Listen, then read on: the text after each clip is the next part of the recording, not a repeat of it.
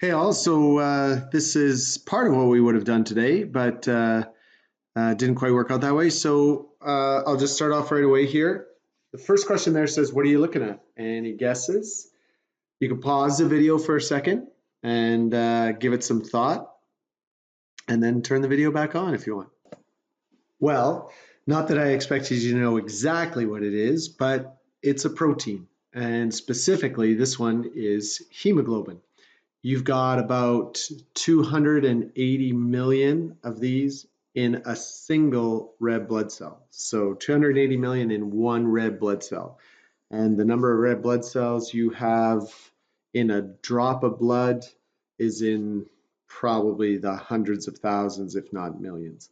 So each of these capable of carrying an oxygen, and right here in each of the little units, when we talked about elements and certain minerals that are important, well, there's an iron ion located in each one of these little sections where it can bind onto an oxygen. So there are four main groups of molecules that are the components of all living cells. And it's pretty remarkable to think, right? When you think about the diversity of life, like all the things that are out there from bacteria to, whatever, giraffes or blue whales or jellyfish, etc., that all the potential molecules that are important for living cells boil down to just four main groups, right? We talked about them briefly. Again, if you want to take a minute and see if you can come up with them, try and write them down, pause the video. Okay, so they are carbohydrates, lipids, or also called commonly fats, proteins, and nucleic acids. All right.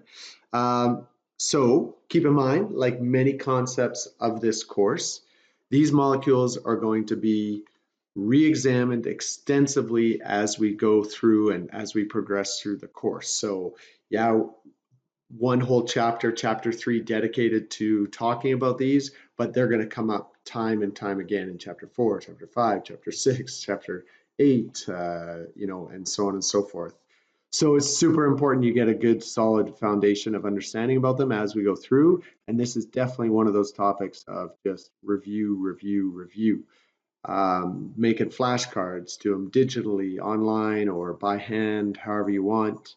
All right. Um, so these four groups of molecules are referred to as macromolecules, all right? And um, so all of them are macromolecules. I should probably emphasize really probably the carbohydrates, proteins, and nucleic acids are really macromolecules in the sense that they are enormous, enormous molecules built of thousands and thousands of, sorry, I'm trying to write and print at the same time, thousands and thousands and thousands of atoms, literally nucleic acids like DNA has got billions of nucleotides, and each nucleotide has 20 or 30 atoms in it. So probably just fats are the least of or a much smaller molecule and may not be considered a macromolecule, but they are enormous in the sense. Three out of the four are also what we call polymers, and that's sort of the same thing, and that's maybe why it makes sense that they are the macromolecules. So these guys are also referred to as polymers. All right. And a polymer simply means that, well, if you remember the root word poly, right? Poly means many. And this ending or this root is like kind of body or units, right? Uh, and so we're talking about many units. That's what makes a polymer. It's made up of many units. In geometry, you learn about polygons, things that have many sides, right? In math, you learn about polynomials, many terms. So polymer is a word we use to describe these molecules because they're built from repeating units of either the same or very similar molecules, which we refer to as monomers. So again, there's a couple of flashcards and vocab and definitions here, everything, macromolecules, polymers, monomers, you need to know what those are. So referring back to the very first assignment that you did, that little interactive assignment at the beginning, we talked about organization. And so super important that we kind of think about the organization of things from the smallest scale, which we emphasized in chapter 2, talking about atoms, right? And maybe if I stop there and you pause the video, maybe you can put in the words and definitions from the most simplest unit of organization in the living world are atoms, and then see if you can piece it together here where we go all the way up to the organism. It's a refresher from the first assignment. All right, here you have it, right? So we learned in chapter 2 that atoms come together and form molecules. And we're going to learn that these molecules that we're talking about, carbohydrates, lipids, proteins, etc., they will become the building blocks of the organelles, which are these small, tiny structures that we find inside of our cells. So these organelles will make up the inside of our cells and carry out the functions that keep a cell alive and functioning and doing the things that it does. These cells collectively come together to make tissues, and tissues come together to make organs. Organs make organ systems, and then you have the entire organism. So it's a great example of the structure of this course and how we're going to proceed, because literally this is like chapter 2, this is chapter 3. These guys cover chapter 4. And then we get into a bunch of details in chapters 5 and 6 that are emphasizing the process of these. And then jump ahead to chapter 20, and then we get into the rest of these organs, tissues, organ systems, and that covers the last third of our course, chapter 20 to, 27 or 28, somewhere in there. The cells are molecule manufacturers. So again, the emphasis of chapter 2, talking about molecules, how molecules come together. We're going to talk about that here in this chapter. How do these molecules like carbohydrates and proteins, how do they come together?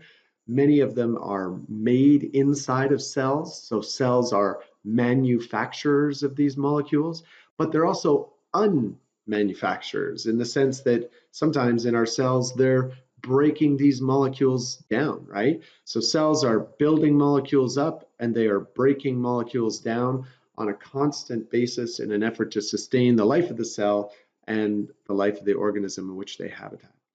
So these chemical reactions, these building up and breaking down, are the most important thing to start off with, right? There's how these molecules are made and how they're broken down are the critical functions to the action of most cells.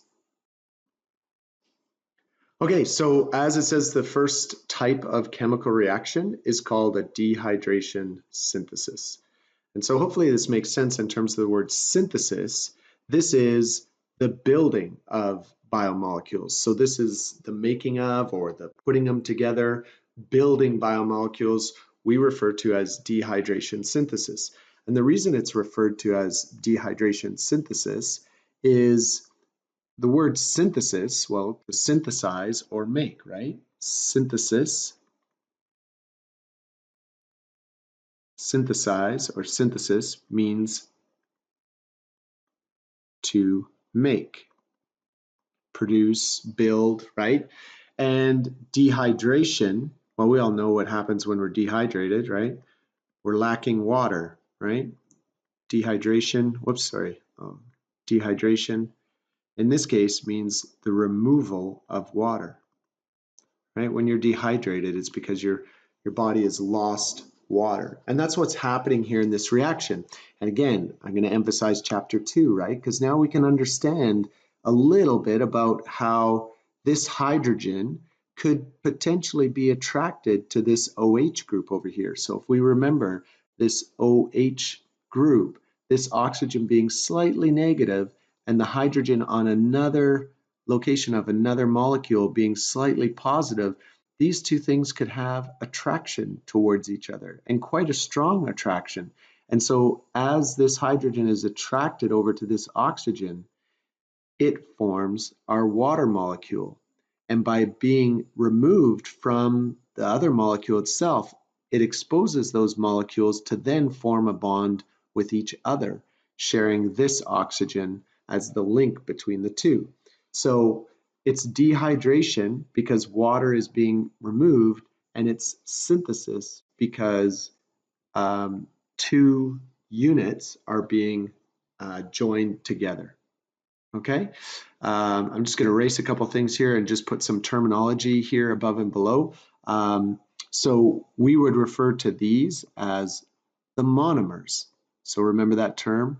Monomer means the unit, the building blocks. All right, and we might also refer to these as the reactants, right? They're on the left side of that arrow. So these are reactants. And over here, right? These are now chemically bonded, right? So these are the products. So they're on the right side of the arrow, so we refer to them, maybe I'll put that down here. These are the products. They're what are produced. And they're chemically bonded together here. Chemically bonded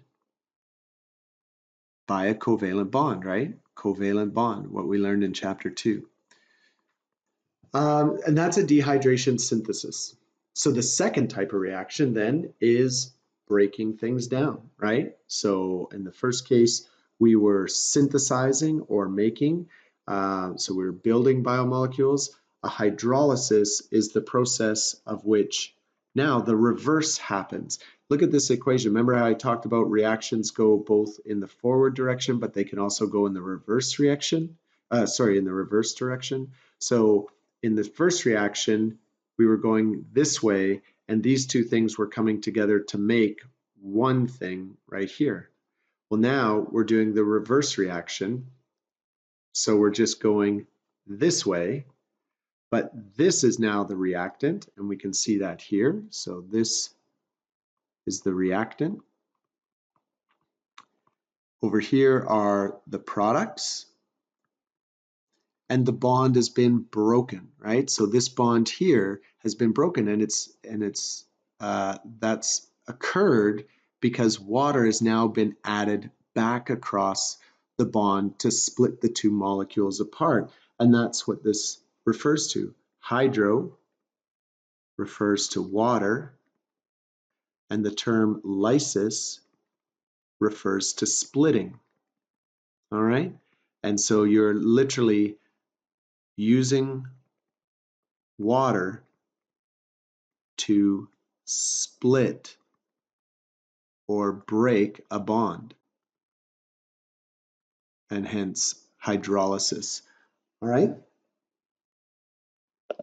Now you might ask yourself, well, this doesn't make sense. Like, how does it know to go this way or that way? And well, the reactions can occur in different parts of the body, in different cells, and most importantly, what we're going to learn coming up in later chapters is that there's chemical molecules called enzymes.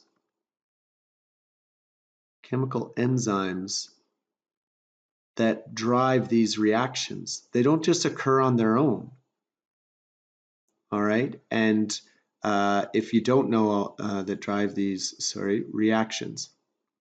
And if you don't know already, enzymes are one of our biological molecules. Enzymes are in fact proteins.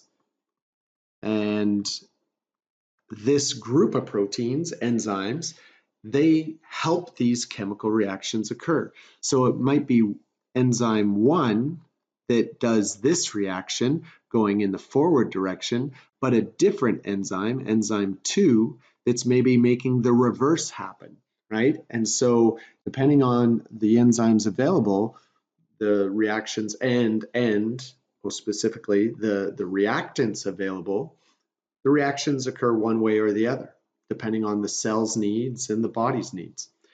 If you go on to our course videos. So I'll just pop that up quickly.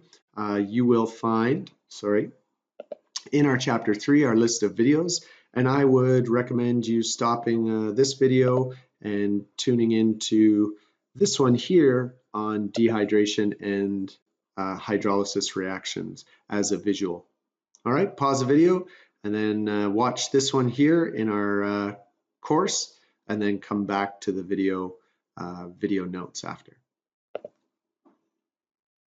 Okay, I hope that video helped with giving you a little bit more of a visualization. I know it looks very simple to just sort of see, this box as a monomer, right? But it's a chemical structure. It's made of atoms, right? Whatever this monomer is. And we're going to look at that more closely coming up. And so what I'm going to do is I'm going to finish this video, but you'll notice I'm posting 2 videos for notes. I'm going to start our introduction to carbohydrates, our first group of biological molecules. So I want you to watch that immediately after this video, and then please bring your questions to class tomorrow, and definitely the things that you're curious about and what piques your interest, so that can drive our subsequent lessons and such. All right, so watch the next video, and we'll see you tomorrow. Cheers.